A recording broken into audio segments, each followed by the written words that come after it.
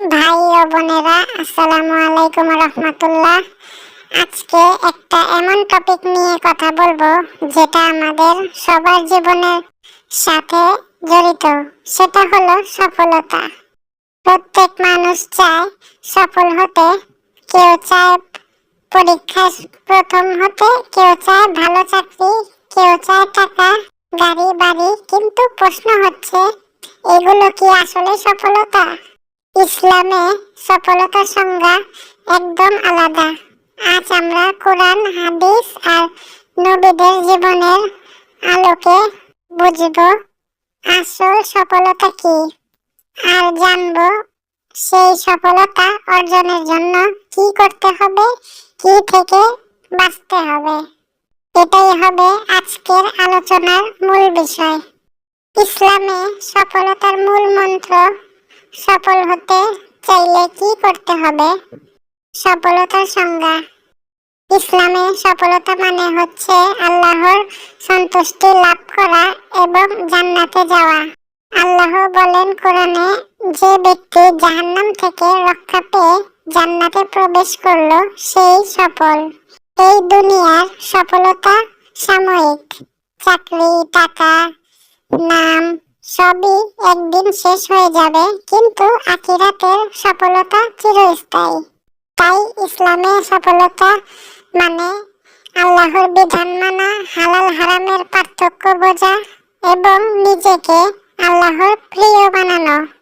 সফলতার মূল মন্ত্র কোরআন ও হাদিসে তাকওয়া। আল্লাহ বলেন, হে ঈমানদারগণ, তোমরা আল্লাহকে ভয় করো, তাহলে তোমরা সফল হবে।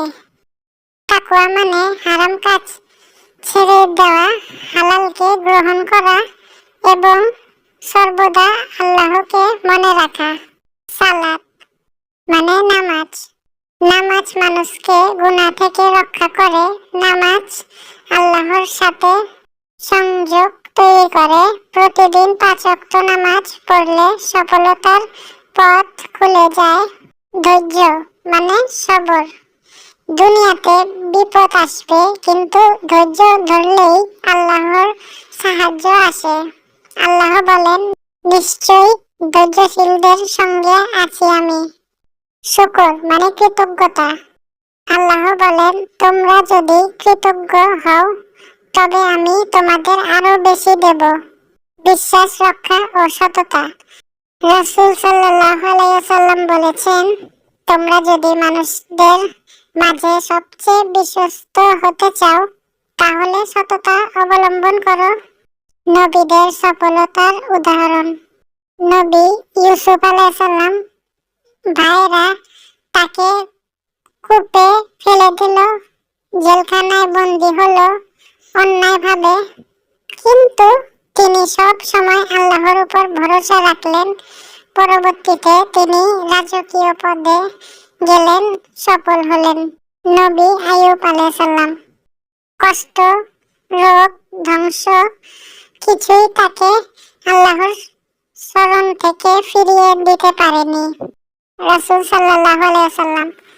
তায়েফে পাথর মেরেছে মানুষ, মক্কা থেকে বের করে দিয়েছে, তবুও তিনি ধৈর্য ধরেছেন, ক্ষমা করেছেন।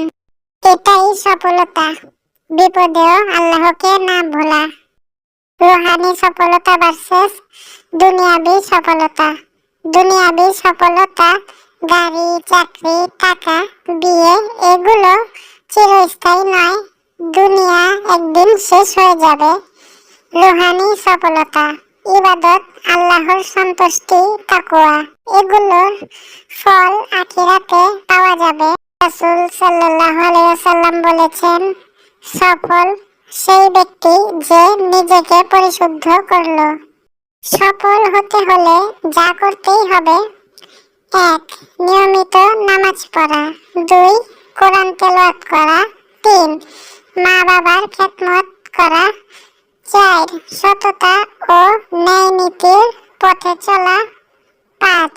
গীবত, মিথ্যা, পরনিন্দা থেকে দূরে থাকা। 6. ভালো মানুষদের সঙ্গে থাকা, খারাপ সঙ্গ ত্যাগ করা। 7. দিনের শুরুতে দোয়া ও ইস্তেগফার করা। সকালে ঘুম থেকে উঠে ফজরের নামাজ পড়া সফলতা এখান থেকেই শুরু। সফল হতে হলে যেগুলো থেকে দূরে থাকতে হবে: হারাম ইনকাম, সুদ, ঘুষ, অশ্লীলতা, মুভি, গান, বাজে পোশাক, হিংসা ও অহংকার, মিথ্যা বলা, আলসেমি ও দেরি করার অভ্যাস, সময় নষ্ট করা, সোশ্যাল মিডিয়া, টিকটক ইত্যাদি। ভাই ও বোনেরা, সফলতা কোনো একদিনে আসে না। এটা হয় ধৈর্য, চেষ্টা আর আল্লাহর উপর ভরসার মাধ্যমে। সফল হতে চাইলে আল্লাহকে চিনতে হবে, তার কাছে ফিরে আসতে হবে। মনে রাখবেন, যে আল্লাহকে পায় সে সবকিছু পায়, আর যে আল্লাহকে হারায় সে সবকিছু হারায়।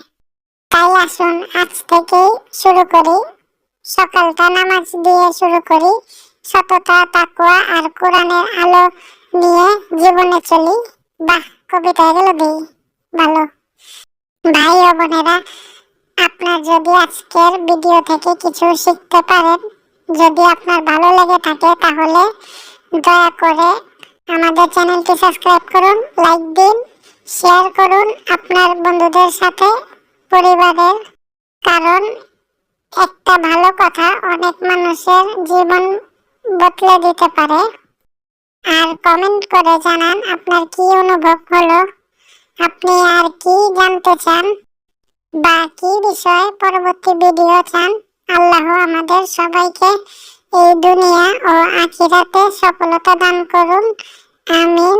আসসালামু আলাইকুম ওয়া রাহমাতুল্লাহ।